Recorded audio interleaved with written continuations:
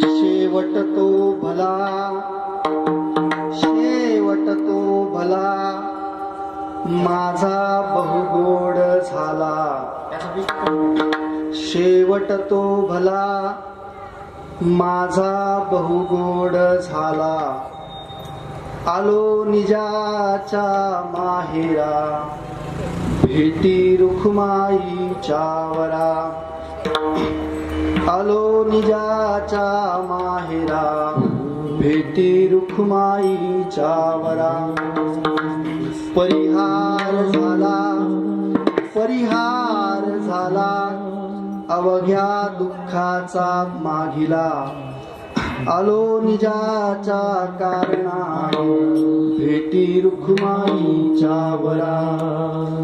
तुका म्हणे वाणी, तुका म्हणे वाणी, गेली आता घेऊन. आलो निजाच्या कारणा, भेटी रुखमाईच्या वरा. महायोग पीठे तटे भीमरथ्यां, वरं पुंडरीकाय दातुं मुनीन्द्रै. समागत्य तिष्ठन्तमानन्दकन्दं, परब्रह्मलिङ्गं भजे पाण्डुरङ्गं. पाण्डुरङ्गा प्रथम नमः पांडुरंगा करू प्रथम नमः. करे चरण संताची, चरण संतती, ईश्वरे चरण गंगा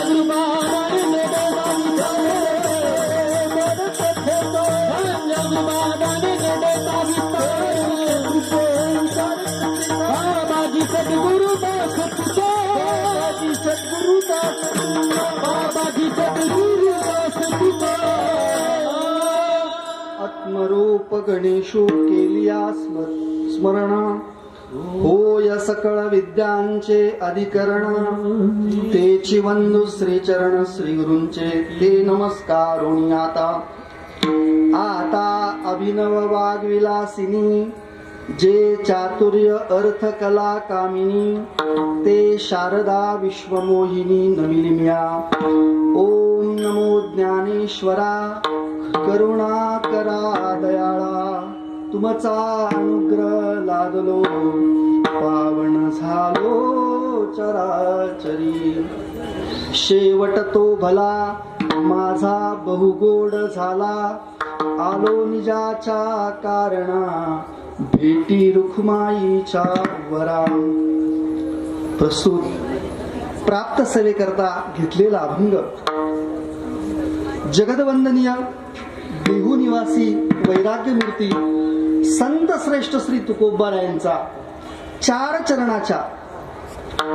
आजच्या अभंगामध्ये तुकोबाराय बोलून जातात की रुक्मिणी प्राण संजीवन विठ्ठलेश, त्या विठ्ठलेशाचं दर्शन मला इथं झालेलं आहे. त्यामुळं मला माझ्या स्वरूपाची प्राप्ती मला इथे झालेली आहे. आणि ही प्राप्ती झाल्यामुळं काय झालं की माझ्या जीवनामध्ये असणारी जी दुःख आहेत, ती दुःख ही सगळी निघून गेलेली आहे. आणि निघून गेल्यामुळे शेवटी इथे तुकोबाराय सांगतात की आता मला ही जीवनमुक्त विलक्षण जी या ठिकाणी स्थिती आहे, यामध्ये माझं याही ठिकाणी आता या भगवंताचं नाव इथे माझं सारखं मुखामधून चालू आहे. आणि याच्यामुळं माझ्या जीवनामध्ये झालंय काय की माझ्या जीवनाचा जो शेवट, तो शेवट कसा झालाय, चांगला झालेला आहे. आणि चांगला नंतर गोड झालेला आहे, असं या अभंगामधून इथे प्रतिपादन करतात. आजच्या या कार्यक्रमाचं प्रवृत्त निमित्त आज इथे भगवान परमात्म्याच्या असीम कृपेनं, त्याचप्रमाणे जगदवंदनीय जगद्गुरु संत श्रेष्ठ तुकोबाराय, कैवल्य सम्राट संत श्रेष्ठ श्री ज्ञानोबाराय, अधिकरून सकल संतांच्या कृपा आशीर्वादानं कैलासवासी हरिभक्तपरायण सोपान गणपत शिंदे यांच्या प्रथम पुण्यस्मरणानिमित्त आजची ही असणारी कीर्तन सेवा. आणि खरोखर त्यांच्या उत्तरदायित्वांनी हा जो ठेवलेला नाम यज्ञ सोहळा, असा एक आनंद वाटावा असा एक सोहळा आपल्याला दिसतोय. सुंदर असं नियोजन या मंडळींनी केलेलं आहे. आणि खरोखर इथे इतकंच सांगून जाईल की त्यांना स्वर्गामध्ये सुद्धा आज या सोहळ्याचा आनंद नक्कीच इथं होत असला पाहिजे. आणि या कार्यक्रमासाठी उपस्थित सर्व भाविक वृंद, त्याचप्रमाणे आमचे महाराष्ट्रातील प्रसिद्ध गायनाचार्य, म्हणजे ज्यांची गायनाची उंची हिमालयासारखी विशाल आहे असे आमचे हरिभक्तपरायण विशाल महाराज रोकडे, त्याचप्रमाणे गायनाचार्य हरिभक्तपरायण शिवाजी महाराज जाधव, त्याचप्रमाणे आमचे उत्कृष्ट गायनाचार्य रामा ईश्वरा इति रामेश्वरा असे रामेश्वर शास्त्री, हे आज या ठिकाणी उत्कृष्ट इथे 7 आपल्याला इथे आहे. त्याचप्रमाणे मृदुंगाचार्य हरिभक्तपरायण श्री लक्ष्मण महाराज वाळुंज, त्याचप्रमाणे आमचे उमेश महाराज आणि ही सगळी बालशिव मंडळी. खरोखर यांच्याकडे असं पाहावं की साक्षात माऊली यांच्या अंतःकरणामध्ये आहे. आणि हे आजचे जरी इथं टाळ घेऊन असले तरी ते भावी कीर्तनकार मोठे काही सांगू शकत नाही, कोण कुठे मोठा कीर्तन करावे सांगू शकत नाही. अशी सर्वांची साथ आणि इथे सर्व भाविकवृंद या सर्वांच्या चरणी आज इथे नतमस्तक होऊन आपण सेवेला सुरुवात करू. आज पुण्यस्मरण कैलासवासी हरिभक्तपरायण सोपान शिंदे बाबा. आणि खरोखर आम्ही जर पाहिलं तर पुण्यस्मरण कोणाचं हो, पुण्यस्मरण कोणाचं होतं.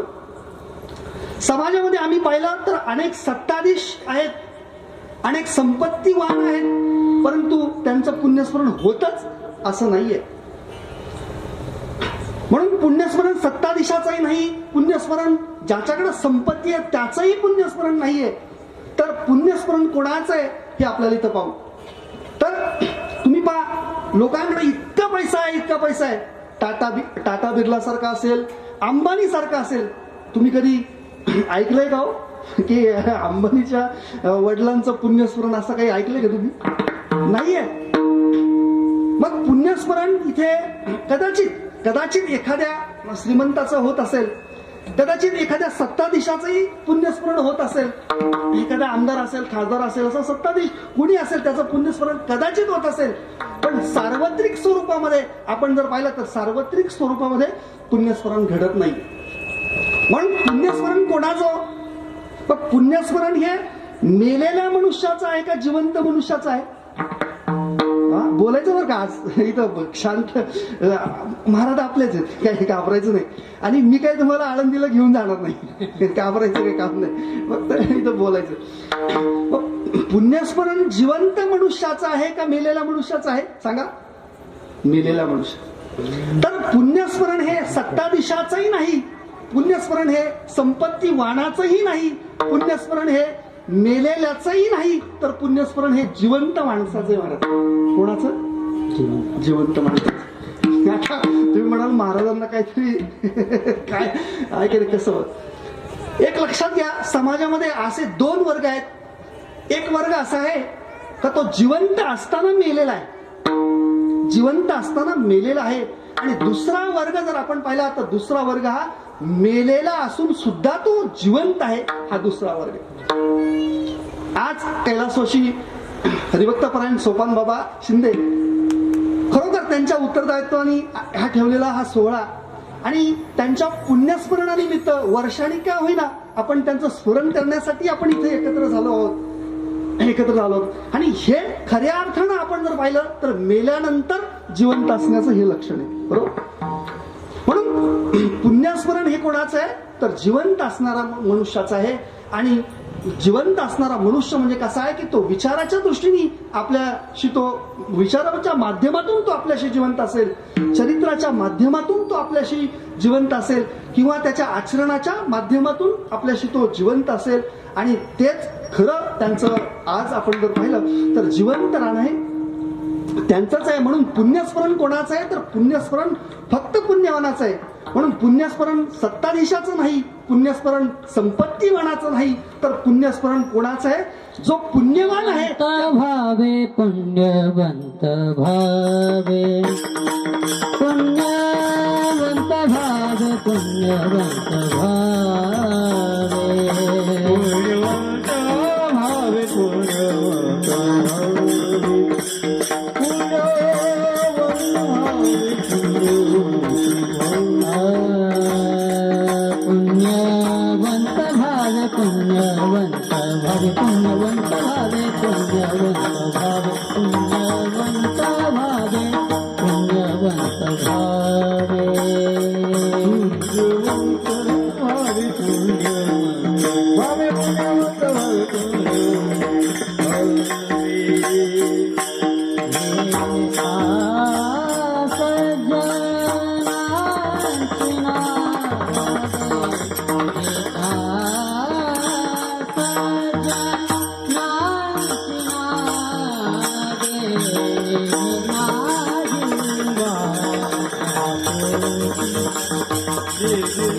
माझे वासोटे घेता सज्जनांची नावे घेता सज्जनांची नावे घे माझी वासोटे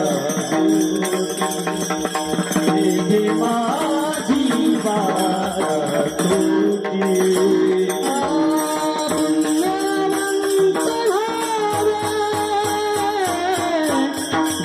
सज्जनांची नावे घेता सज्जनांची नावे घेता सज्जनांची नावे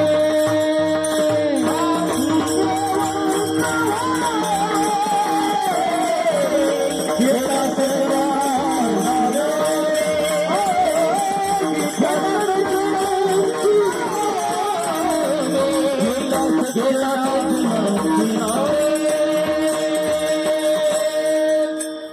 म्हणून पुण्य स्मरण हे पुण्यवंताचं आहे.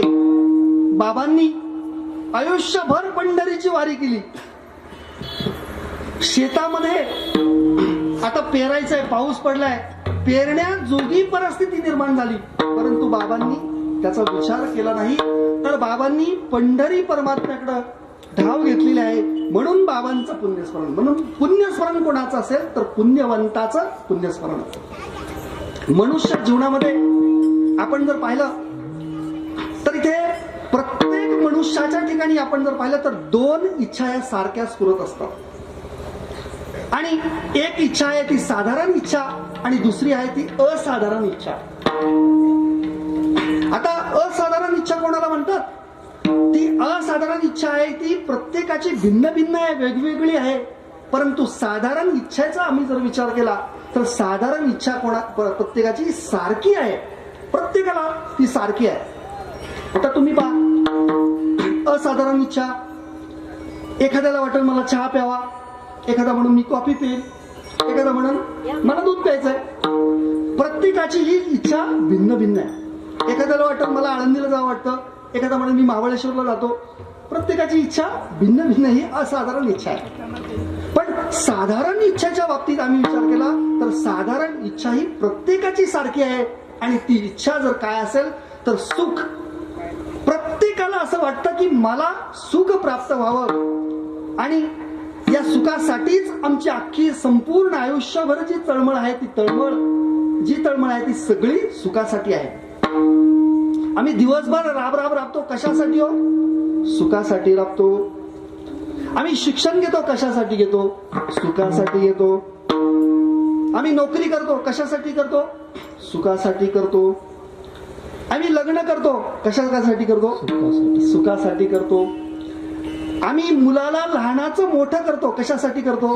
सुखासाठी करतो. आता त्या मुलाला आम्ही सुनबाई आणतो कशासाठी आणतो? सुखासाठी आणतो.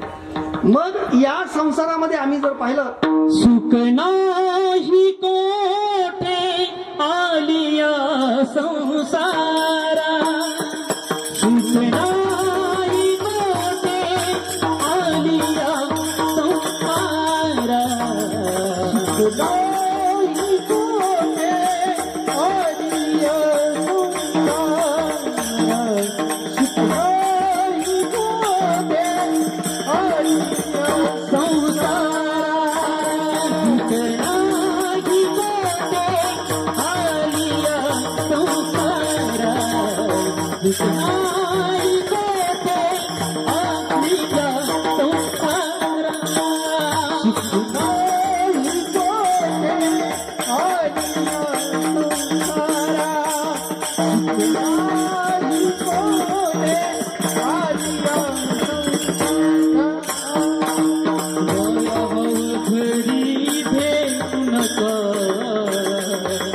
वाया हव घरी घेऊ नका, वाया हव घरी घेऊ नका, दुःख बांधवी आहे हा संसार, दुःख बांधवी आहे हा संसार, दुःख बांधवी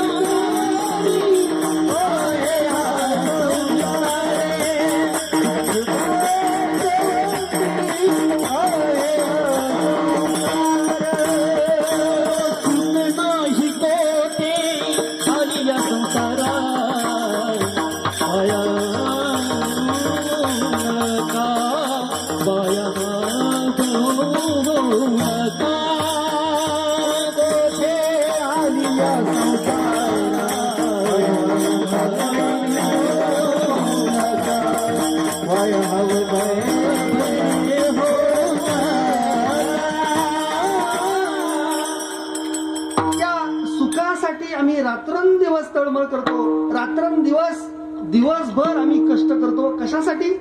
सुखासाठी. मग मुलाचं लग्न केलं, सुख झालं का? नाही.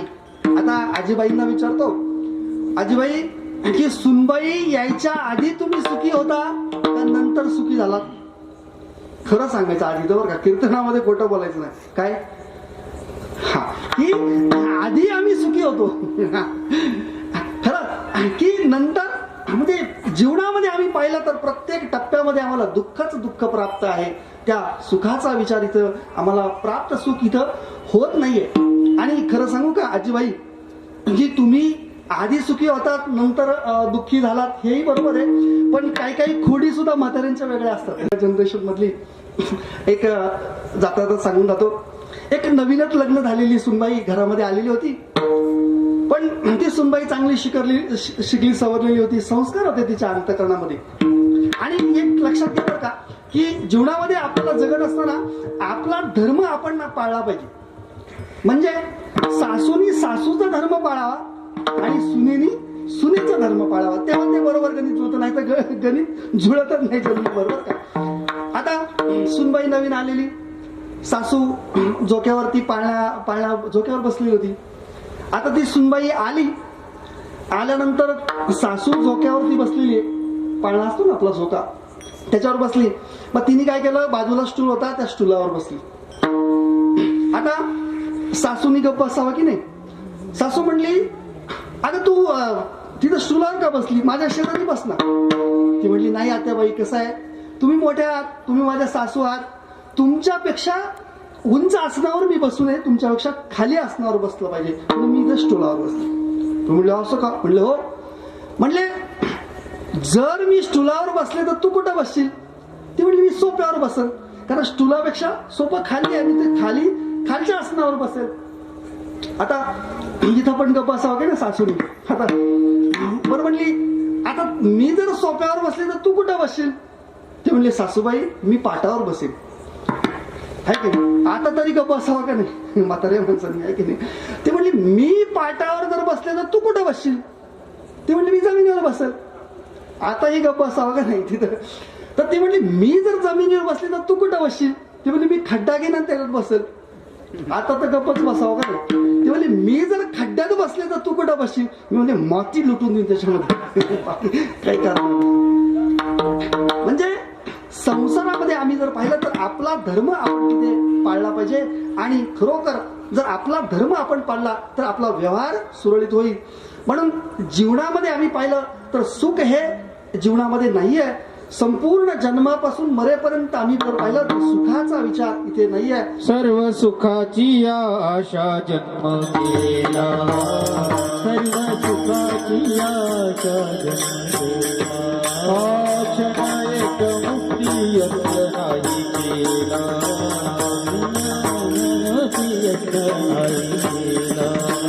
हिंडता दिशाशीन पावला,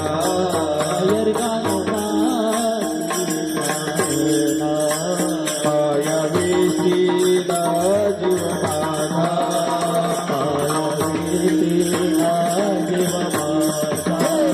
पाया वेशीला जीव माझा, पाया वेशीला जीव माझा. माझे सहित नेनती कोणी, माझे सहित नेनती कोणी, ओ माझे सहित नेनती कोणी, माझे सहित नेनती कोणी.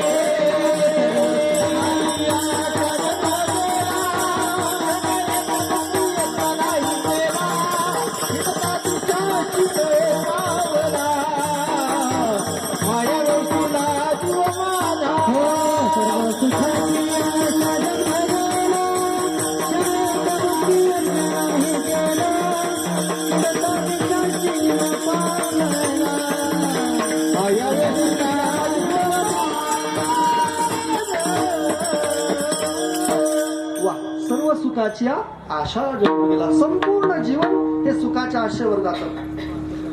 आणि मनुष्य जीवनामध्ये पाहिलं तर 3 प्रकारचे निवर्ती आपल्या शास्त्राने सांगितलेले आहेत. तो पहिला निवर्त आहे तो आहे या ठिकाणी दरिद्रतेचं दुःख, दुसरा निवर्त आहे तो पापाचं दुःख आणि तिसरा निवर्त आहे तो जन्म मरणाचं दुःख.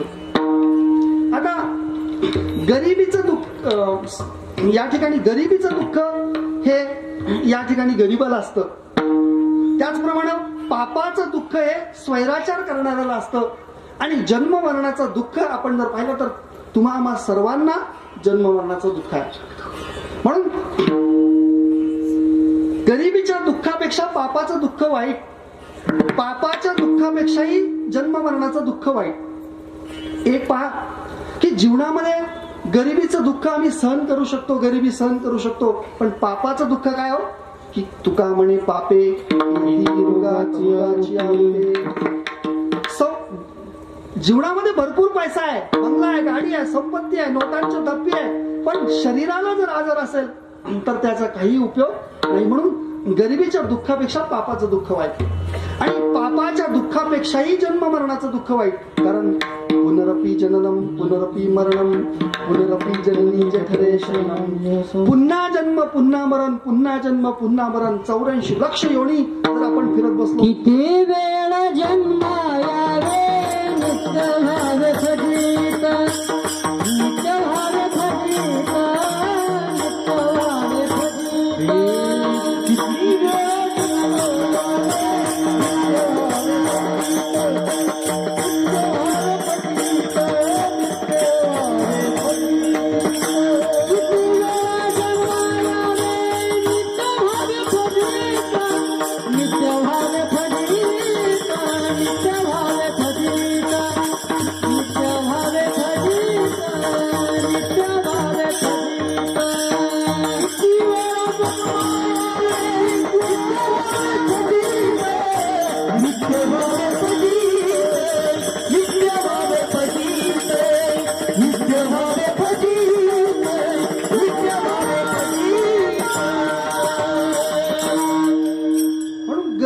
दुःखापेक्षा पापाचं दुःख वाईट आणि पापाच्या दुःखापेक्षा जन्म मरणाचं दुःख वाईट.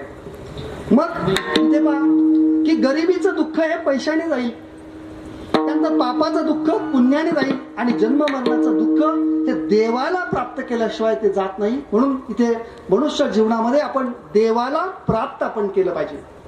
मग आता तुम्ही मला इथे सांगा, बोलायचं बरं का सगळ्यांनी, तुम्हाला देव जास्त आवडतो का संसार जास्त आवडतो? खरं सांगायचं काय आवडत? देव आवडतो. मग मला सांगा, तुम्ही बायकोला जास्त दागिने करता का देवाला जास्त दागिने करता?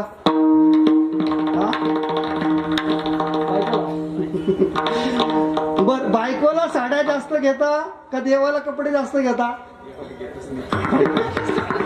आता तुम्ही संसारामध्ये जास्त पैसे खर्च करता का देवाला पंक्तीला जास्त खर्च करता? संसारामध्ये करता. मग तुम्हाला देव आवडतो का संसार आवडतो? देव. कोण म्हटलं? त्याला खरोबर, त्याला देव आवडतो. आळंदीचा विद्यार्थी बघा, त्याला काय आवडतं? देव आवडतो. तर जीवनामध्ये आपल्याला काय आवडावा? तर देव आवडावा. आणि देव जर आवडेल तर इथे जन्म मरणाचं दुःख जाईल, अन्यथा इथं दुःख जाणार नाही. म्हणून तुम्ही पहा की समाजामध्ये आम्ही पाहिलं तर 4 प्रकारचे वर्ग आहेत. या 4 प्रकारच्या वर्गामध्ये पहिला वर्ग असा आहे की ज्याचा संसार निष्फल आणि त्याचा परमार्थही निष्फल. व्यसनाधीन मनुष्य, दारू पितो, घरी मारहाण करतो, घरी पैशाची तानातानी, सगळं अक्षरदानी मच्छरदानी, 4 चौघांची तानातानी, काही तिथं घरामध्ये काही सुखच तिथं हे नाही. म्हणून त्याचा इथे संसारही निष्फल आणि परमार्थही निष्फल.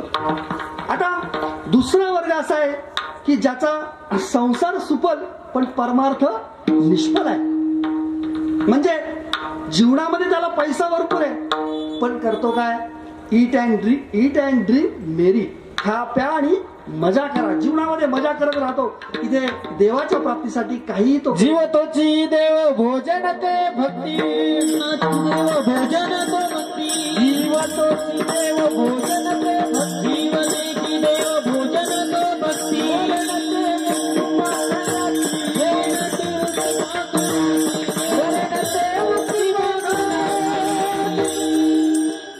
देह इहतेची देव भोजनते भक्ती मरणते मुक्ती पाखंडाची.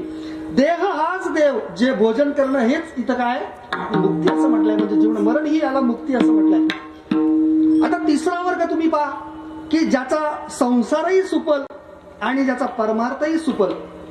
वारकरी संप्रदायामध्ये नाथ महाराजांच्या बाबतीत तुम्ही पहा, नाथ महाराजांकडं सत्ताही भरपूर, पैसाही भरपूर, सर्व जीवनामध्ये सर्वता अनुकूल आहे. आणि परमार्थही सुद्धा त्यांचा पाहिलं तर परमार्थ सुद्धा कसा होता, अनुकूल असाच होता. आणि चौथा वर्ग असा आहे की त्या चौथ्या वर्गामध्ये आम्ही जर पाहिलं तर त्याचा संसार निष्फल आहे, परंतु इथे त्याचा परमार्थ हा सफल आहे. या चौथ्या वर्गामध्ये तुम्ही पहा, वारकरी संप्रदायामध्ये आपण पाहिलं तर संत श्रेष्ठ तुकोबरायांच्या जीवनामध्ये तुम्ही पहा, संपूर्ण जीवन हे प्रतिकूल परिस्थिती आहे. काही त्या ठिकाणी संसारामध्ये आम्ही पाहिलं तर कुठलीही अनुकूल परिस्थिती त्यांच्या जीवनामध्ये नव्हती. खायला अन्न नाही, घरामध्ये धन नाही, घर नाही, झोपडीमध्ये राहायचंय. पण तुकोबराय म्हणतात इथे. आणि जीवनामध्ये आम्ही जर पाहिलं तर त्यांच्या बाईला मेली मुक्त झाली, देवे माया सोडविली, पत्नी मेली, मुलगा मेला, किती परिस्थिती अनुकूल आहे तुम्ही पहा. धंदा केला तर बरे झाले देवा,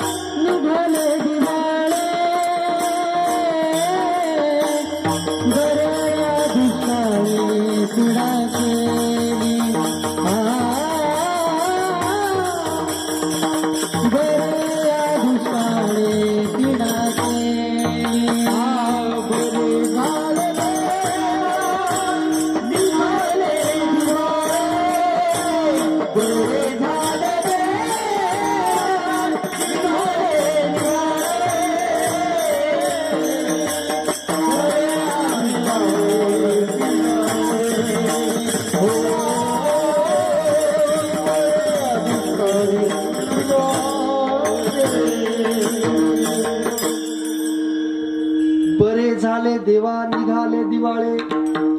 गावचे लोक त्यांच्या बरोबर बोलत नव्हते. कोपला पाटील गावचे हे लोक. संपूर्ण जीवनामध्ये आम्ही पाहिलं तर प्रतिकूल परिस्थिती आहे, पण त्यांचा परमार्थ जर पाहिला तर परमार्थ हा सफल परमार्थ होता. भगवत नामस्मरण, अखंड मुखामध्ये भगवंताचं नामस्मरण. आणि जीवनामध्ये काय केलं की आपल्या देवाला त्यांनी आपलं मानलं आणि देव आपला त्यांनी जीवनामध्ये करून घेतला. म्हणजे इथे काय की त्यांचा परमार्थ हा सुफल आहे. आणि खरोखर तुम्ही पहा की आपण जे काही कष्ट करतो, जे काही प्राप्तीसाठी प्रयत्न करतो, हे कशासाठी हो, तर आपल्या जीवनामध्ये आपला शेवट हा व्यवस्थित झाला पाहिजे. कुठलंही कार्य करताना तुम्ही पहा, महिला स्वयंपाक करत असेल तर स्वयंपाक करत असताना त्या पाकसिद्धी सगळं करतात तिथे, परंतु ज्या वेळेस समोरचा तृप्त होऊन तो सांगेल, वा काय छान भाजी केली, काय सुंदर चपाती केली, काय सुंदर स्वयंपाक केला, हे एक शब्द म्हणण्यासाठी त्या ठिकाणी ते आतुर असतात. आणि त्या कशासाठी, इथे शेवट हा गोड झाला. एक जोडपं होतं बरं का, आणि त्या जोडप्यांचं सारखं भांडण व्हायचं, सारखी दोघं भांडत राहायचे. आणि बऱ्याच वेळा तुम्ही पहा की लग्नानंतर काय होतं की पहिल्या वर्षी तो बोलतो ती ऐकते, दुसऱ्या वर्षी ती बोलते तो ऐकतो, आणि तिसऱ्या वर्षी दोघं भांडतात आणि सगळं गाव ऐकतं. ही सारखी भांडणं चालू होती त्यांची. तो ऑफिसमध्ये कामावर गेला आणि कामावर गेल्यानंतर त्यांनी सांगितलं मित्राला की अरे काय झालंय, की पहिलं बरं चाललं होतं 2 वर्ष, पण आता सध्या खूपच असं भांडणं चालू आहे. तो म्हटलं काय, अरे म्हटलं काय की तुला बायको सांभाळायची अक्कल नाहीये. म्हटलं काय झालं, तो म्हटलं बायकोला कधी पण स्तुती करायची, काय करायचं, स्तुती करायची. महिलांना कधी पण स्तुती करायची, स्तुती करायला त्यांना आवडतं. म्हटलं ठीक आहे हरकत नाही. म्हटलं कसं पण, तो म्हटलं जेवायला बसलं की सांगायचं, वा काय छान भाजी झाली, काय चपाती झाली, सुंदर जेवण झालं वगैरे वगैरे, असं जे काही ती करल त्यावेळेस ती स्तुती करत राहायचं. घरी गेल्यानंतर जेवायला बसला, आणि जेवायला बसल्यानंतर जेवण सुरू केलं. एक 10 घास खाले आणि त्यांनी सुरुवात केलं, वा काय छान भाजी झाली. बरं का मग काय म्हटलं तू, वा काय छान भाजी झाली. तिने ऐकलं, परत म्हटला, वा छान काय भाजी झाली. तिने पण आता तो म्हणलं काय प्रतिक्रियाच येत नाही बायकोकडून, नाही का, फक्त म्हटलं वा काय छान भाजी झाली, काहीच प्रतिक्रिया नाही. उलटा राग वाढला, डोळे लाल लाल व्हायला लागले. म्हणलं काय. परत म्हटलं वा काय छान भाजी झाली. तिकडं भांडी आपटायला लागली. आणि मग नंतर परत म्हटला तरी पण वा काय छान भाजी झाली. ती म्हणली, अहो 3 वर्ष लग्नाला झाली, एक दिवस सुद्धा म्हणले का कधी छान भाजी झाली. आज मी शेजारचीकडून भाजी आणली तर 50 वेळा म्हणता वा भाजी काय भाजी झाली, काय भाजी झाली. म्हणजे इथे मला विनोदाच्या पेक्षा इथे सांगायचं तात्पर्य की शेवटच्या ठिकाणी आपल्याला ज्यावेळेस स्वयंपाक ती महिला करत असते त्यावेळेस तो कष्ट आहे, ते कष्ट ज्यावेळेस तुम्ही म्हणाल की हा स्वयंपाक पूर्ण झाला तर त्यावेळेस तिथे ती त्या ठिकाणी फलीभूतता तिथे आहे. किंवा हा जो सोहळा आहे, हा सोहळा यांनी सगळं आज 4 दिवस ते राबतायत. पण हा इथे चांगलं झाल्यानंतर काय की शेवट तिथं चांगलं झाल्यानंतर त्यांना तो आनंद आहे. तसं जीवनामध्ये आम्ही पाहिलं तर आमच्या मनुष्य जीवनामध्ये आम्ही जे काही करतो ना ते करत असताना आमचा सुद्धा शेवट चांगला व्हायला पाहिजे. म्हणजे व्यावहारिक दृष्ट्या जर आम्ही पाहिलं तर आमची मुलं चांगली निघाली पाहिजे, त्यांचं उदरनिर्वाह व्यवस्थित झाला पाहिजे किंवा पैसा वाढला पाहिजे वगैरे वगैरे. पण परमार्थ मार्गामध्ये आम्ही जर पाहिलं तर परमार्थ मार्गामध्ये सुद्धा कसं आहे की या ठिकाणी हा शेवट तुकोबरा इथे सांगतात की हा जो शेवट आहे तो शेवट हा माझ्या जीवनामधला शेवट. मी जी काही जीवनभर साधना केली ती साधना करत असताना जो शेवट माझा आहे तो शेवट कसा गोड झालाय त्या अभंगाच्या पहिल्या. शेवट तो मला, शेवट तो मला, शेवट तो मला,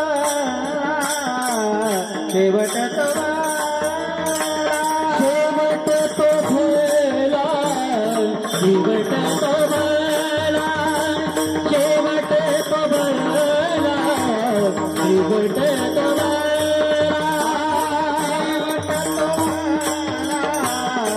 शेवट तुम्हाला, शेवट तुम्हाला, शेवट तुम्हाला, शेवटी तो भला, शेवट तो भला, शेवट तो भला, शेवट तो भला.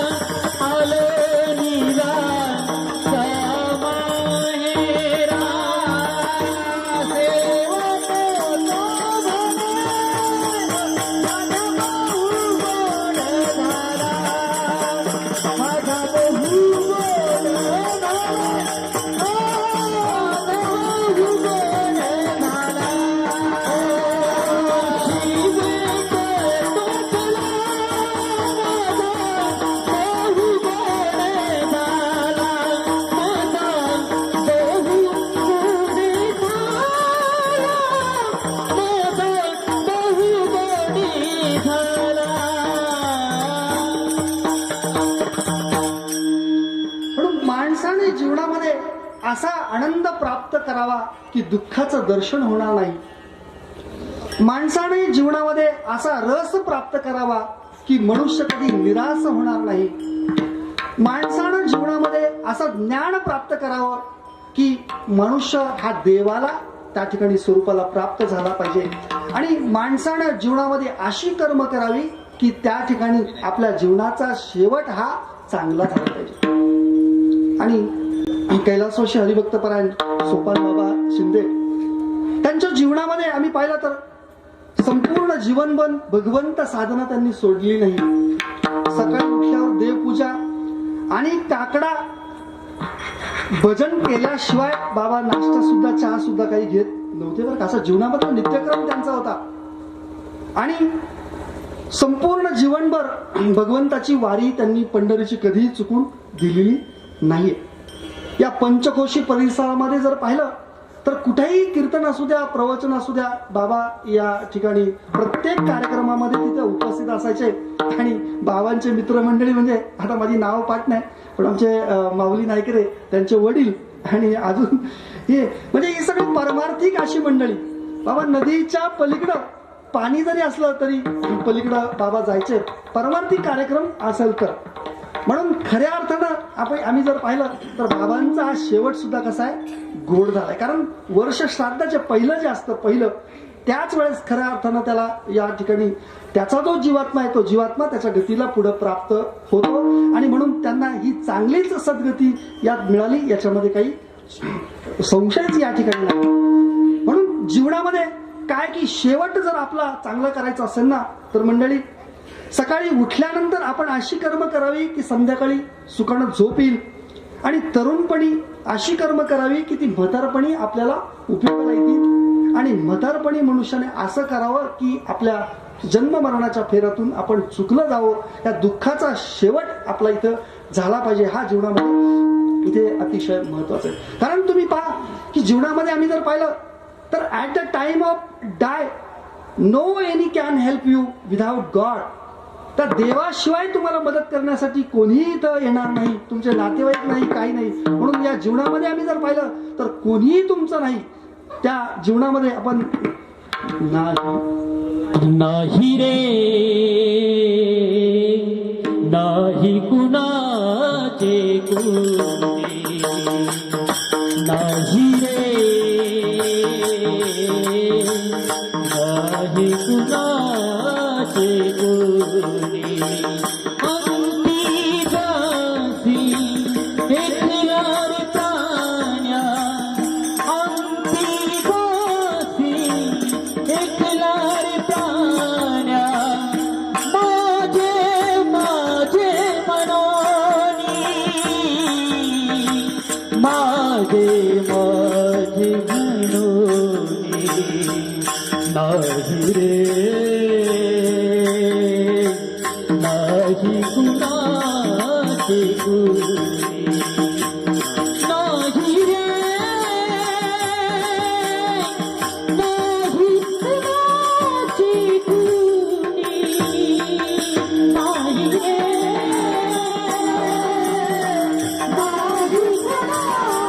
कुणाचे कोणी, नाही रे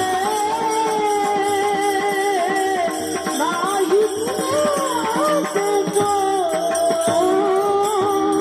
बहीण कुणाची, भाऊ कुणाचा, भाऊ कुणाचे सखे सोय रे. बहीण कुणाची, भाऊ कुणाचा, कोण कुणाचे सखे सोय. मेल्या राखी सर्व राहिले तुटतील नागे दोरे. मेल्या राखी सर्व राहिले तुटतील नागे दोरे. प्राण्या मायेचा बाजार, प्राण्या मायेचा बाजार. नाही रे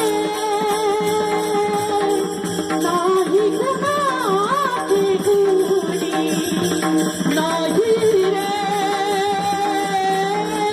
नाही कुणाचे कोणी, नाही रे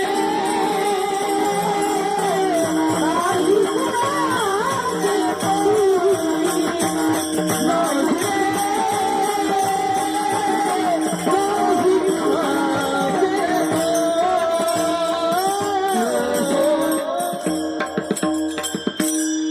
शेवट जर आपल्या जीवनामध्ये आपला जर गोड करायचा असेल तर फक्त एका भगवंताला आपण आपलं मानलं पाहिजे. आणि त्याच्या प्राप्तीची उपासना, त्याच्यासाठी जी काही उपासना ती आम्ही केली पाहिजे. म्हणून तुकोबाराय ते सांगतात की विठ्ठली रुक्मिणी प्राण संजीवन विठ्ठलेशाचं त्याच्या भेटीला मी गेलो.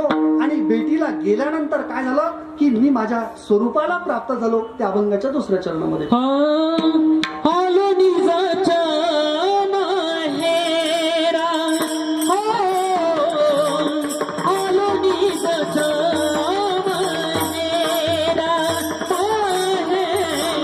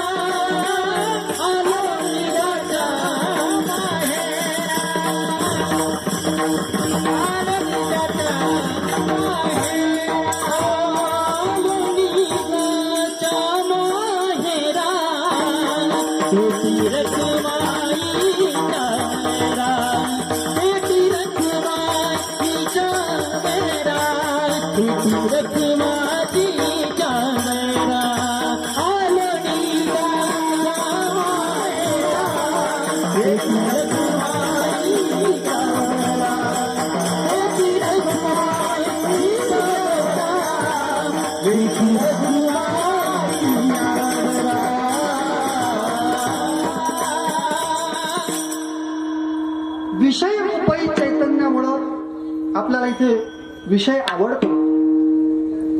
अंतकरण उपई चैतन्यामुळं तो प्रकाशित होतो आणि निर्विच्छिन्न चैतन्यामुळं आपल्याला काय होतं, या ठिकाणी स्वरूपाला प्राप्त होतो. मग आपल्या स्वरूपाला जर प्राप्त व्हायचं असेल तर इथे सद्गुरूंना शरण गेल्याशिवाय आपल्याला स्वरूप प्राप्त होणार नाही. पण ते सद्गुरू कसे पाहिजे, तर या ठिकाणी श्रोत्रिय, ब्रह्मनिष्ठ आणि कृपाळू असे सद्गुरू इथं असतात. कारण तुम्ही पहा की ज्या वेळेस या परमात्म्याला प्राप्त करायचं ना, तर त्यावेळेस आपल्याला अंतकरण वृत्ती ही अंतर्मुख केली पाहिजे.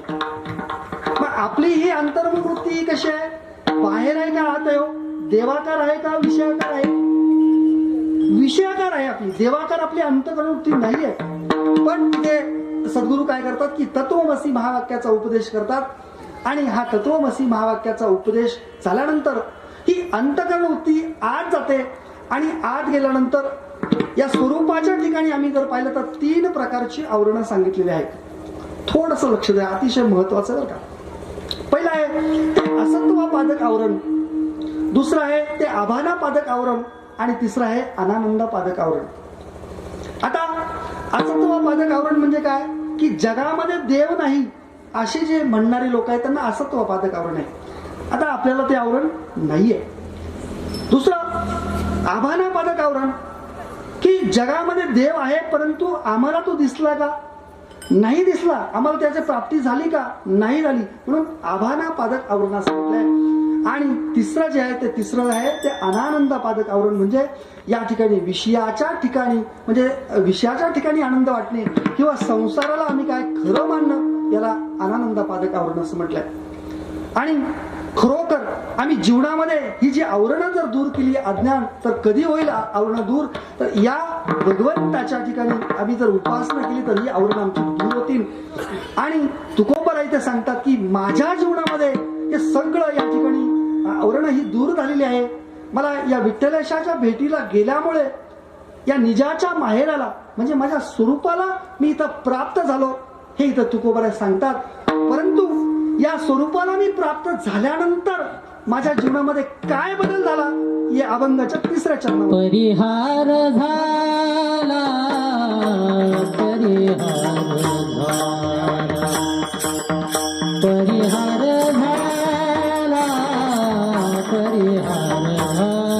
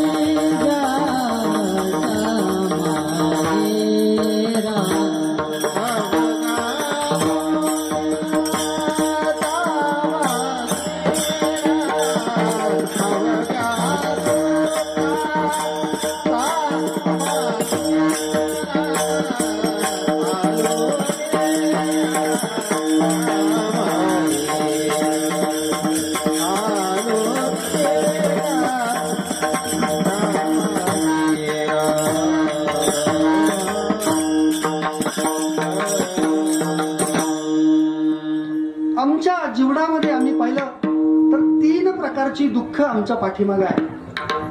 ते पहिलं आहे आध्यात्मिक दुःख, दुसरं आहे अधिभौतिक दुःख आणि तिसरं आहे ते अधिदैविक दुःख. आणि या सगळ्या दुःखांचा परिहार केव्हा होईल तर देवाला तुम्ही जर प्राप्त झालात, देवाला तुम्ही जर प्राप्त करून घेतलात तर त्यावेळेस ते सगळे दुःख निघून जातील. आणि तुम्ही पहा की जीवनामध्ये जिथं देव आहे ना, देव आहे त्या ठिकाणी चिंता आहे का हो? देवाच्या ठिकाणी चिंता नाही. चिंता ते पळाली गोकुळा बाहेरी. किंवा इथे तुकोबर दुसऱ्या अभंगामध्ये सांगतात की उजळले भाग्य आता अवघी चिंता वारली. म्हणजे जिथं देव आहे ना तिथं चिंता नाहीये. दुसरं, जिथं देव आहे ना तिथं कमी नाहीये, तिथं लक्ष्मी उभे राहते. हरिपाठामध्ये माझे ज्ञानोबा सांगतात नित्य नेम नामी ते प्राणी दुर्लभ लक्ष्मी वल्लभ तयाजवळी. जिथं देव आहे ना तिथं लक्ष्मी आहे, कारण लक्ष्मी ही देवाचा आणि लक्ष्मीचा घटस्फोट झालाय का? नाही. जिथं देव आहे ना तिथं लक्ष्मी आहे. काही कमी पडणार नाही, व्यवहारात नाही, परमार्थात नाही, काही नाही. जिथं लक्ष्मी राहते. जिथं देव आहे ना त्या देवाच्या ठिकाणीच सुख राहतं, अन्य ठिकाणी सुख राहत नाही. कारण देव कसा आहे? देव हा सुखरूप आहे. कारण संसारामध्ये सुख नाही आम्ही पाहिलं तर देव हा कसा सुखरूप आहे? सुखरूप ऐसा सुखरूप ऐसे तुझे कोण सांगा, सुखरूप ऐसे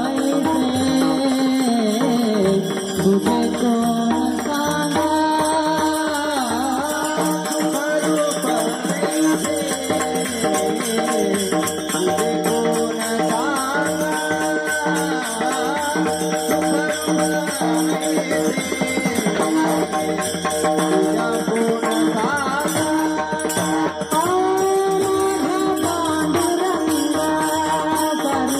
ऐसे तुझे कोण सांगा,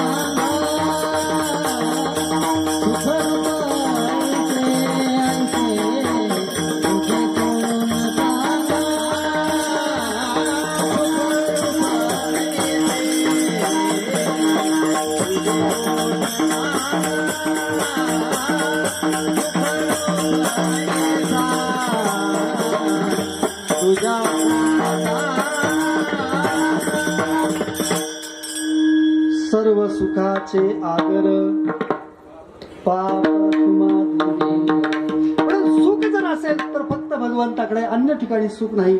म्हणून जिथं देव आहे ना तिथं पवित्रता सुद्धा आहे. कारण पवित्र तो देह वाणी पुण्यवंत जो वजे अच्युत सर्व काळ. त्याचा देह सुद्धा पवित्र होतो आणि मेल्यानंतर सुद्धा तो पवित्र ठिकाणी जातो. उत्तम गती त्याला प्राप्त होते. नाही स्वस्वरूपाला तो तिथं प्राप्त होतो.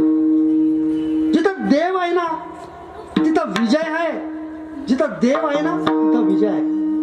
पहा महाभारतामध्ये कौरव पांडव समोर आहेत आणि या ठिकाणी पांडवांच्या हा अर्जुन, या अर्जुनाचा सारथी कोण आहे? भगवान साक्षात अर्जुनाचा सारथी आहे. आणि हा भगवान सारथी असताना अर्जुन समोर पाहतो हे माझे स्वजन, हे माझे आप्त, हे माझे गुरु, हे माझे भाऊ, हे सगळे. आणि या अर्जुनाला मोह प्राप्त होतो आणि मोह प्राप्त झाल्यानंतर अर्जुन या रथाच्या खाली उतरतो. खाली उतरल्यानंतर तो भगवंताला प्रार्थना करू लागतो की भगवंता मला इथं आता योग्य काय आणि अयोग्य काय हे मला इथं कळत नाही. श्रेयस काय प्रेयस काय मला इथं कळत नाही. आणि भगवंताने इथं अर्जुनाला गीता सांगितली. पण लक्षात घ्या की पहिला गीता ऐकण्याचा अधिकारी अर्जुन आहे आणि दुसरा जर कोण असेल तर तो संजय आणि धृतराष्ट्र. दोन जोड्या.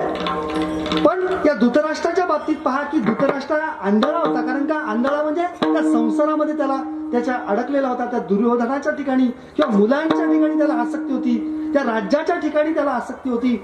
आणि संपूर्ण गीता सांगितली परंतु काय की त्याच्या डोक्यात ती गेली नाही. आणि शेवटी तो संजयाला विचारतो की संजया की मला इथे की मी गीता ऐकली परंतु या युद्धामध्ये कोणाचा विजय होईल? त्यावेळेस संजय तिथं सांगतो की यत्र योगेश्वर कृष्णो यत्र पार्थो धनुर्धरा तत्र सई विजयो भूतीर ध्रुवा म्हणून ज्या ठिकाणी देव आहे त्या ठिकाणी विजय आहे आणि ज्या ठिकाणी देव आहे त्या ठिकाणी अमरत्व आहे. कारण अविनाश करी आपुलिया आयसे लावी मनापिसे गोविंदाचे. म्हणून या देवाच्या ठिकाणीच अमरत्व आहे. म्हणून देवाकडे गेल्यानंतरच काय होईल की तुम्ही निजाच्या स्वरूपाला प्राप्त व्हाल. सर्व दुःख तुमची या ठिकाणी निवृत्त होतील. आणि इथे तुकोबराय सुंदर इथे आपल्याला सांगून जातात की माझ्या जीवनामध्ये मी काय केलं की या भगवंताची उपासना केल्यानंतर मी भगवंताच्या भेटीला गेलो आणि भेटीला गेल्यानंतर मला या स्वस्वरूपाची प्राप्ती झाली. माझी त्रिविध दुःख या ठिकाणी दूर झाली आणि आता माझा जो शेवट आहे तो शेवट या ठिकाणी गोड झालेला आहे. अशा तऱ्हेनं आपण या ठिकाणी अभंगाचा भावार्थ संपला असं इथं समजू. कारण अभंग हे कशा व्यापक आहे आणि या ठिकाणी भगवंताचं आपण भजन घेऊ. तत्पूर्वी एक सगळ्यांनी जोरदार टाळी वाजून भजन करायचं बरं का आणि वर हात करून सगळ्यांनी भजन करायचंय.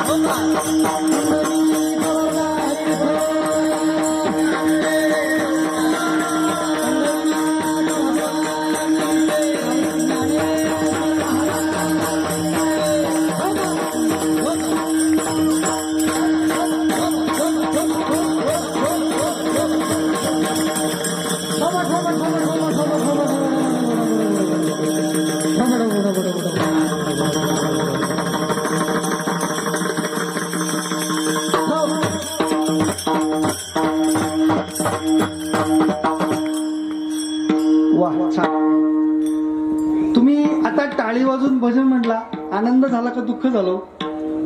आनंद झाला. म्हणून भगवंताका सुख आहे का संसारामध्ये सुख आहे?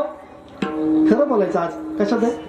भगवंताकडे. पण टाळी वाजल्यानंतर काय झालं की जीवनामध्ये आनंद. आणि खरोखर तुम्ही एक लक्षात घ्या की रोज तुम्ही काय करा की टाळी वाजून तुम्ही भजन करा. कारण तुम्ही पहा हातामध्ये आपण जर पाहिलं तर ॲक्युपंक्चर नावाची एक या ठिकाणी आपण हे आहे पॅथी म्हणतात त्याला, ॲक्युपंक्चर पॅथी. तर या ठिकाणी अशी रंध्र आहे, ती रंध्र. आणि ती रंध्र म्हणजे तुम्ही ज्या वेळेस एकावर एक टाळी वाजवता त्यावेळेस ती सगळी पुलकित होतात आणि तुमच्या शरीराची सगळी रक्ताभिसरण संस्था किंवा सगळं या ठिकाणी व्यवस्थित होते. तुम्ही पहा की रोज जर तुम्ही अर्धा तास नाही 15 मिनिटं 5 मिनिटं टाळी वाजवा, तुमच्या जीवनामध्ये डायबिटीज असेल तरी तो जाईल असं मी सांगत नाही, कमी होईल. कारण डायबिटीज जात नाही. बीपी कमी होईल. पोटाचा आजार काही असू द्या, तो पोटाचा आजार सुद्धा तुमचा कमी होईल. काही आजार असू द्या कमी होईल आणि तुम्ही मरेपर्यंत जिवंत राहाल.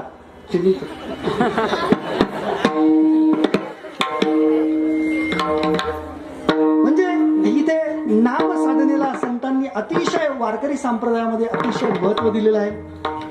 कारण कलियुगामध्ये आम्ही जर पाहिलं तर कलियुगामध्ये नाम साधना ही अत्यंत श्रेष्ठ सांगितलेली आहे.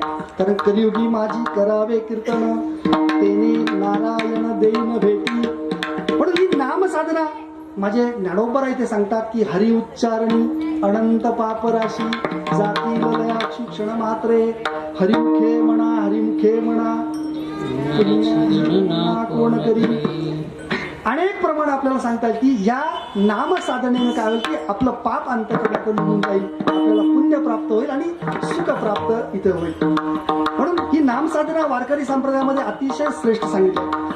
आणि ही नाम साधनेबाबत बातमी तुम्ही पहा की तुम्ही कुठेही नाम घ्या, कधीही नाम घ्या आणि कसंही घ्या, कुठेही नाम घ्या तुम्ही. काळवेळ नाम उच्चारिता नाही, काळवेळ नाम उच्चारिता नाही,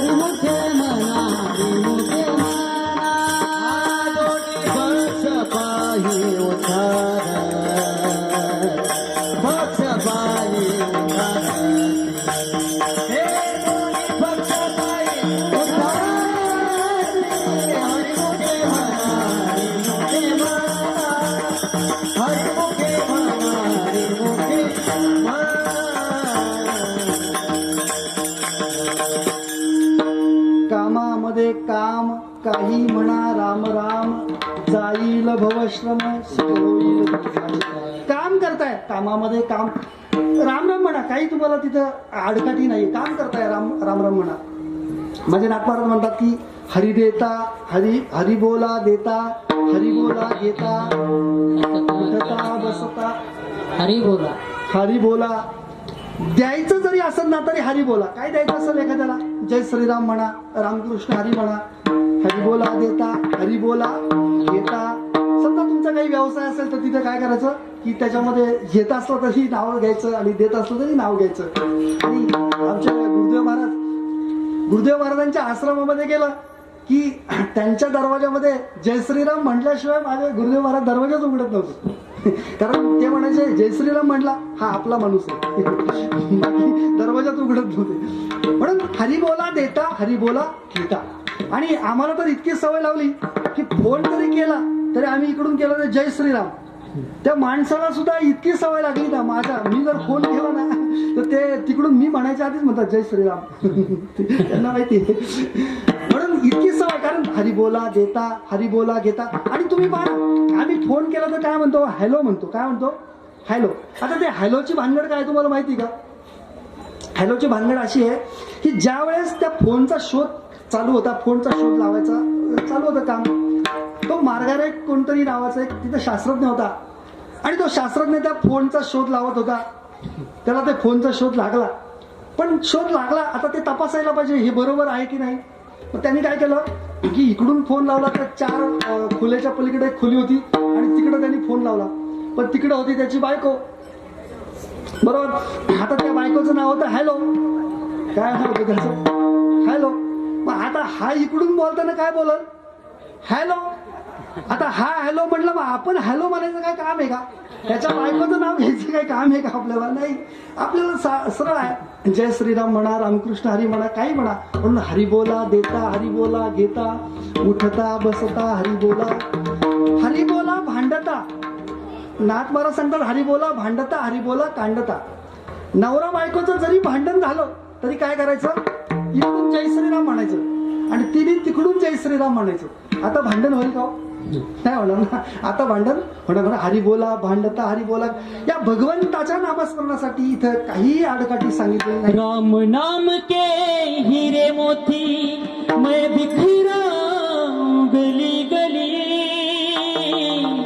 ले लो रे कोई राम का प्याला, शोर मचाए गली गली, बोलो राम बोलो राम बोलो राम राम राम, बोलो राम बोलो राम बोलो राम राम राम, बोलो राम बोलो राम बोलो राम राम राम, बोलो राम बोलो राम बोलो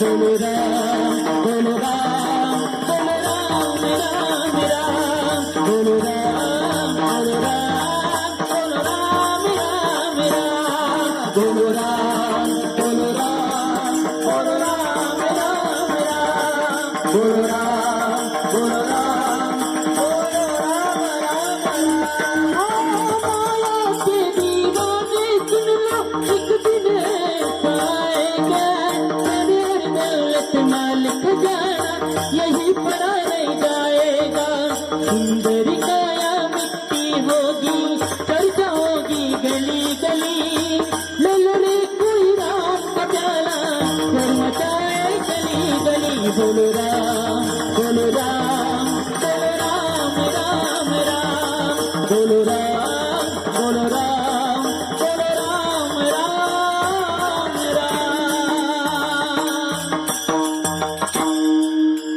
वा छान. म्हणजे हिमालय सारखे विशाल आहे का जोरदार टाळ्या वाजवर का खरोखर सुद्धा की म्हणजे मी रामायण कथा केली 2 वेळा झाली. गावी माझ्या रामायण कथा केली होती पण आमचे गुरुदेव महाराजांची जेव्हा कथा असायची तेव्हा महाराज असायचे आणि माझ्या कथेलाही ते होते आणि आज खरोखर उद्या त्यांची कथा आहे म्हणून ते आळंदीत आले होते आणि योगायोगाने महाराजांची भेट झाली. काय योगायोग आहे. म्हणून राम नाम के हिरे मोती म्हणून भगवंताचं नाव आम्ही जर घेतलं तर त्या भगवंताची आम्हाला प्राप्ती होईल अन्यथा आम्हाला प्राप्ती होणार नाही. आणि तेच अभंगाच्या 4थ्या चरणामध्ये तुकोबा ते सांगतात की तुका म्हणे वाणी तुका म्हणे वाणी तुका म्हणे वाणी तुका म्हणे वाणी तुका म्हणे वाणी तुका म्हणे वाणी तुका म्हणे वाणी तुका म्हणे वाणी तुका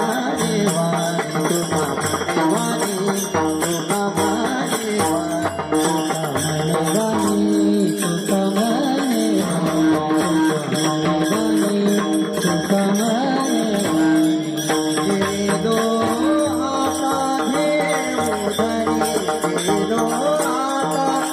देऊ धनी आलो निघा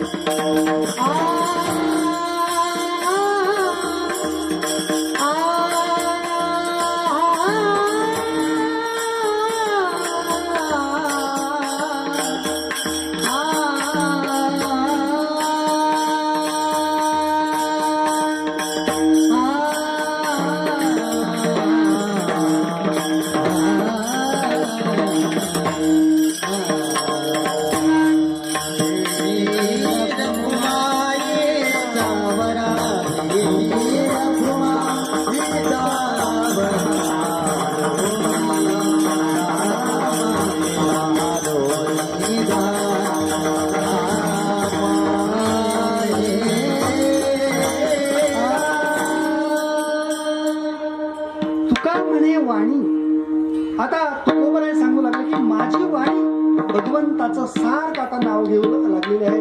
आणि त्या वाणीला माझ्या काय आहे की सारखा छंद या ठिकाणी वाणीला लागलेला आहे.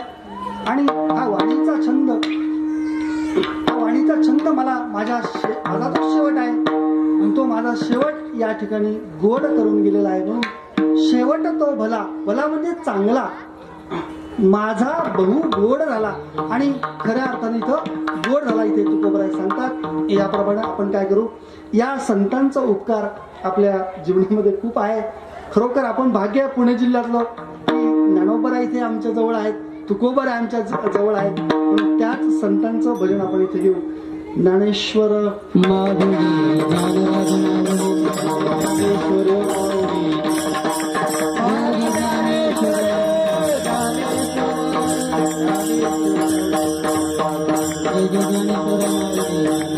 जय ज्ञानेश्वर माधुरी जय ज्ञानेश्वर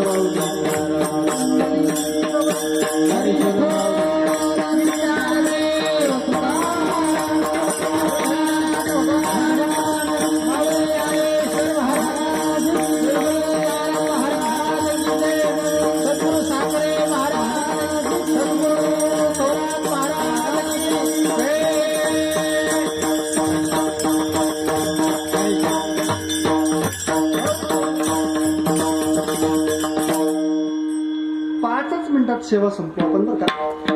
की संत जीवनामध्ये आम्ही जर पाहिलं तर संत जीवनामध्ये संतांनी आपल्या जीवनामध्ये काय केलं तर देवाला त्यांनी आपलं मानलं. कृष्ण माझी माता, कृष्ण माझा पिता, बहीण बंधू चुलता कृष्ण माझा.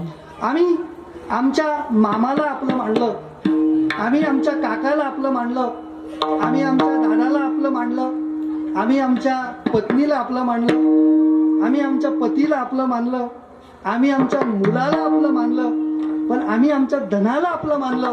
पण अंतःकरणामध्ये खरंच तुम्ही पहा की आम्ही देवाला आपलं मानले का? खऱ्या अर्थानं देवाला आम्ही आपलं मानले का? नाही मानलं बरं का. आणि जर का खऱ्या अर्थानं आम्ही जर देवाला आपलं मानलं तर काय होईल की हा देव आपल्याला स्वस्वरूपातून प्राप्त घेऊन जाईल. सगळी जी दुःख आहे परिहार झाला, अवघ्या दुःखाचा मागिला, सगळी दुःख या ठिकाणी निघून जाईल आणि आपल्याला त्या स्वस्वरूपाला आपल्याला प्राप्त करून देईल असा देव आहे. म्हणून जीवनामध्ये एक करायचं की आजच्या कीर्तनामधून एकच घेऊन जा की देव माझा आणि मी देवाचा. ही जीवनामध्ये काय करा की देवाला आपलं माना आजपासून आणि मी देवाचा. बरोबर. मी आता तुम्हाला इथं विचारेल की तुम्ही कोणाचे, तर तुम्ही म्हणायचं मी देवाचा आहे, मोठ्याने म्हणायचं बरं का. तर आता मी विचारतो तुम्ही कोणाचे? हा देवाचे. असं एकदम भारी. आता जेवण आहे आपल्याला इथं झालं तर महाप्रसाद आहे, जोरात म्हणायचं. तुम्ही कोणाचे? बस असा आवाज आला पाहिजे. तुम्ही कोणाचे? आता मी म्हणेल देव कोणाचा, तर तुम्ही म्हणायचं माझा. आता देव कोणाचा? हा जोरात तिकडं आवाज गेला पाहिजे, कडूसला तिकडं वेताळाला. आणि हे आवाज मोठ्याने म्हणाल कसं. तुम्ही कोणाचे?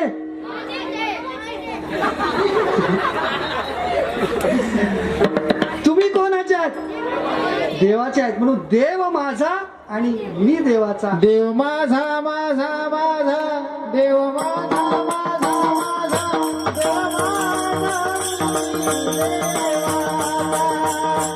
देव माझा देव माझा माझा माझा, देव माझा माझा माझा, देव माझा मी देवाचा. देव माझा माझा माझा, देव माझा माझा माझा, देव माझा मी देवाचा.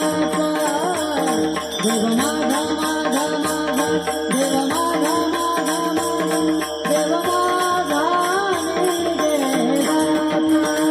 हीच माझी सत्यवाचा, हीच माझी सत्यवाचा,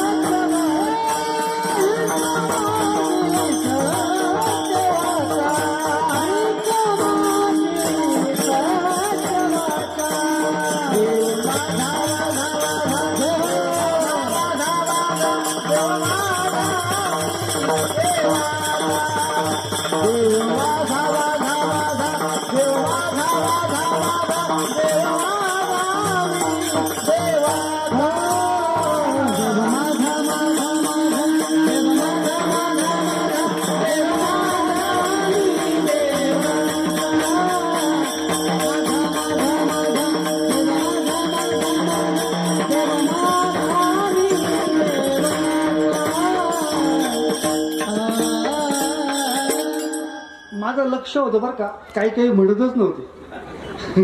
खरंच बदललं. काय झालं की एका कीर्तनामध्ये मी असंच सांगितलं बरं का, तुम्ही कोणाचे, ते म्हटले मी देवाचे. म्हटले देव कोणाचा, ते म्हटले माझा. असे सगळं जोरजोरात घोषणा दिल्या. मोठे समाज, भरपूर समाज आहे. आणि काय झालं की एकाने तर खूप जोरदार घोषणा दिली बरं का माऊली, की इतक्या जोरदारात घोषणा दिल्या त्यांनी. आणि दुसऱ्या दिवशी सकाळी उठल्यानंतर बायकोला म्हटला अगं चहा दे. ती बायको म्हणली अगं चहा दे. तो म्हणला अगं चहा दे मला. म्हणले अगं चहा दे. ती बायको तसंच म्हणायची. म्हणलं अगं चहा दे. ती म्हणली अगं चहा दे. अरे म्हणलं झालं काय, रोज न सांगता मला चहा आणून देते. तो म्हटलं झालं काय. ती म्हणली रात्री. म्हणलं रात्री काय झालं. म्हणलं कीर्तन. म्हणलं कीर्तनाचं काय झालं. म्हणले महाराज. अहो महाराजांचं काय झालं. म्हणले काय नाही, ते महाराज म्हणत होते की तुम्ही कोणाचे. तुम्ही काय म्हणले, मी देवाचा. मी देवाचा म्हणत होते ना. माझा चहा प्यायचा तर जा देवाकडं.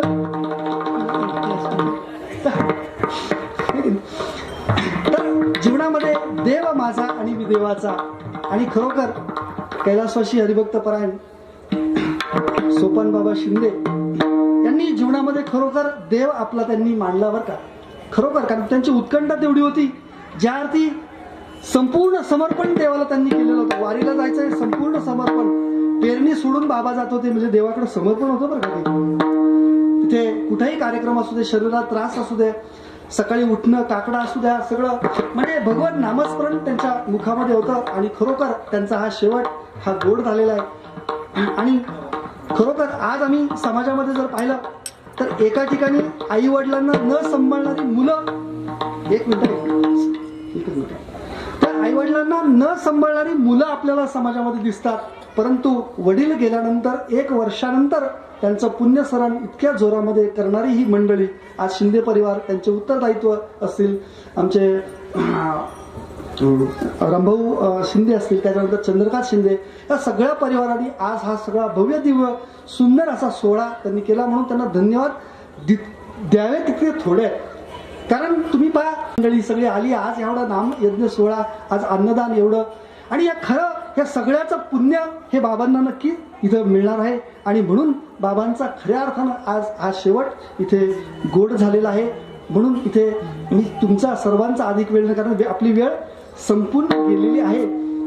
आणि खरोखर की आज तुमच्या समोर जे मांडलं ते काही फार अधिकारत्वाने काही मांडलं असं नाहीये.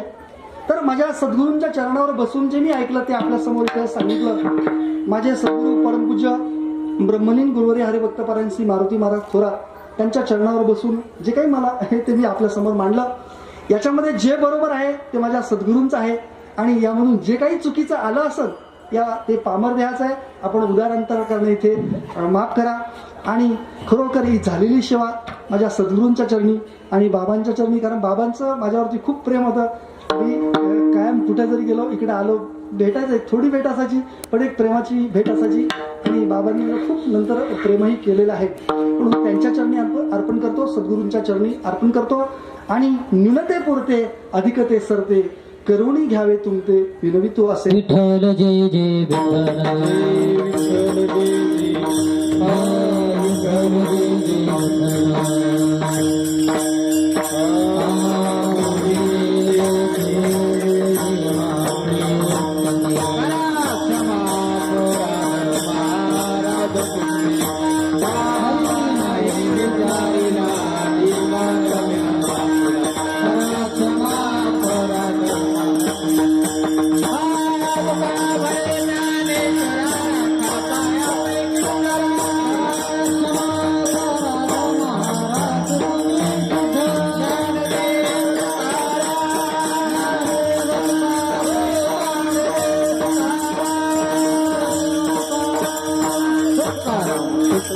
तुकाराम